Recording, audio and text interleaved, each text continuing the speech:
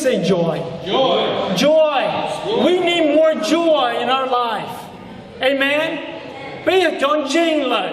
Bây giờ sau ấy tụi nên riêng mua một plot ta lên. We got to have joy in us. Some of you are sitting there like, "Cô cho tay mình mà lo đi lo." Look at Paul. He's waiting for 2 years, sitting in the same probably cell, chained up, waiting for the day he was going to get his neck cut off and killed. And some of us are going, my brakes went out the other day. My goodness, God, my life is horrible. Nothing compared to what Paul is going through here. Listen to what he says. See, he has a lot of problems right now. Who here agrees that Paul's in trouble? I mean, he's in trouble. He's got a lot of problems. But instead of focusing on the problems, he focused on other people. And when you start doing that, you might want to just write that down. When you have uncertainties in your life, don't focus on your problems. Start focusing on other people. Listen to what Paul says in Philippians 1, 3-6. Let's examine that scripture. I thank my God. Look at that. And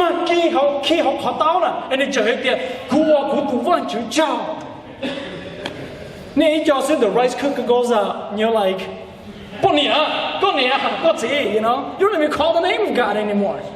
Come on, start calling the name of God. I thank my God every time. Remember, he's chained up. And they probably released one of his hands to write this letter to the church of Philippians. And he says, I thank my God every time I remember you. Woo! Isn't that awesome? He's chained up and he said, I thank God that every time I remember you. In all my prayers for all of you, I always pray with joy. Because of your partnership in the gospel from the first day until now, being confident of this.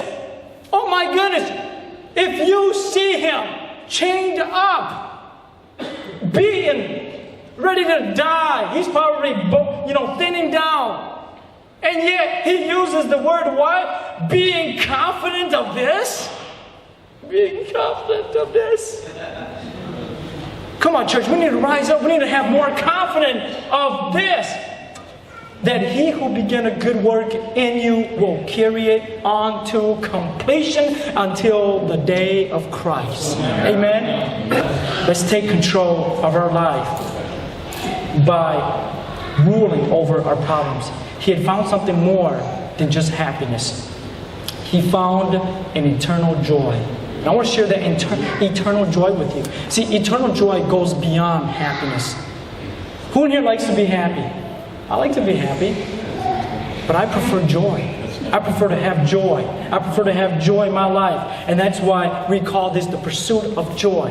Not the pursuit of happiness. Because if you're looking for the pursuit of happiness, you can watch Will Smith's movie. And he's got it all in there. You can learn more about happiness in there. But here we're going to talk about joy. And the next thing is, you need to discover new opportunities. Discover new opportunities. Listen to this. All of our lessons are in the past. All of our opportunities are in the future. You want to learn a lesson? Maybe you're going through a tough time. Trust me, it's probably on Google. It's in the past. Somebody can help you. Somebody will give you a step 1, 2, 3 on how to go about it. But you've got opportunities in the future that you need to rely on God. God can change your obstacles into opportunities. Amen? God can change your setbacks to be your set-ups. That He can set up your setbacks. Verse 13, it says, as a result, it has become clear throughout the whole palace guard and to everyone else that I am in chains for Christ. Because of my chains, most of the brothers in the Lord have been encouraged to speak the word of God more courageously and fearlessly. What does it matter? The important thing is that in every way, the former or the latter, whether from false motives or true, Christ is preached, and because of this, I rejoice.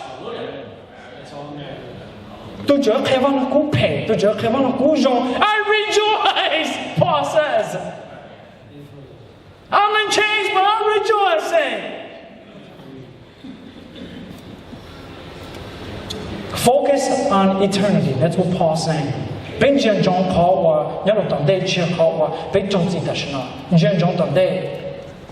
Because you know what? If all you're looking for is in the moment for the fashion, and you're in the moment for what's cool, that was pretty cool, right? I mean, Paul was in the fashion. I mean, he was chained up. How'd you like to do that? How'd you like to get chained up in your room and then every day and then say, all right, now say that you love Jesus and you're rejoicing and you're in joy. Okay? That doesn't make sense.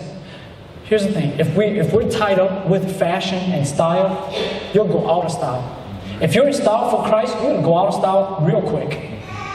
If you're just in the moment for God, that moment's going to disappear. That's why you need joy. The pursuit of joy is about eternity. It's about the future. It's about long from here and not just right now. So ultimately, we need to have the ultimate joy. And Paul gives us the key of ultimate joy right here in verse 21. For to me, to live is Christ, and to die is gain.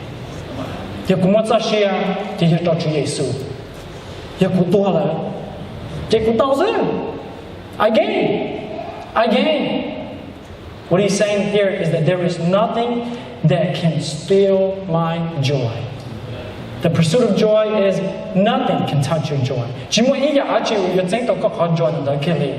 Nothing can take that from you. So when you know Christ, you are in a win-win situation.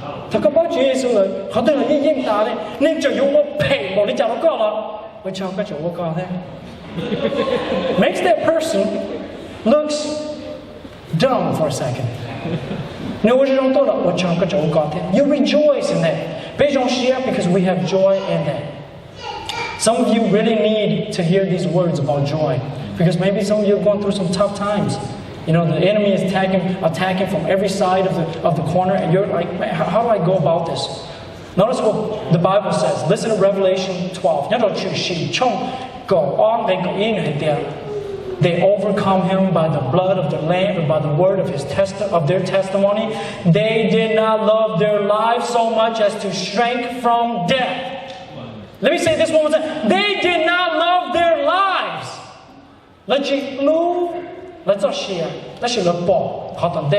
The Bible calls that the blessed hope. I want to share a final scripture with you. And it comes from Isaiah chapter 54, verse 12. If you would stand up with me, please.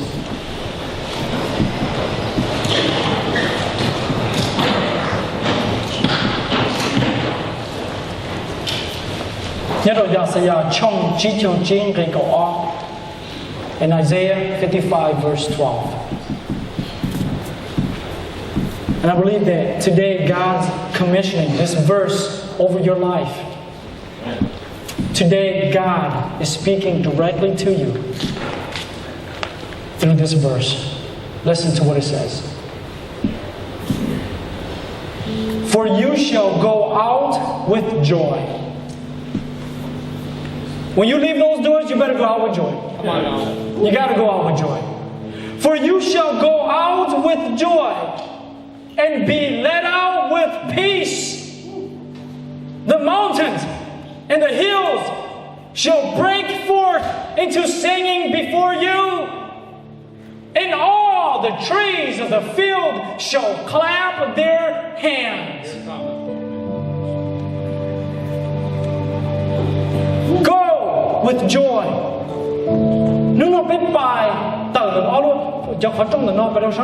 With joy.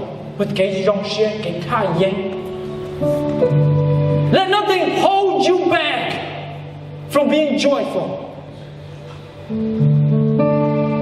You can bless someone today by allowing them to receive the joy that is in you. Surprise somebody today with the joy that is in you. Go out there, let the mountains and the hills and the trees and the forests clap their hands because of your joy, because you're going with peace. Amen? Come on. Maybe there's something that is going on in your life right now, that the Lord is instructing you as you leave this place, go and restore it with joy. Go and restore it with peace. Let's pray.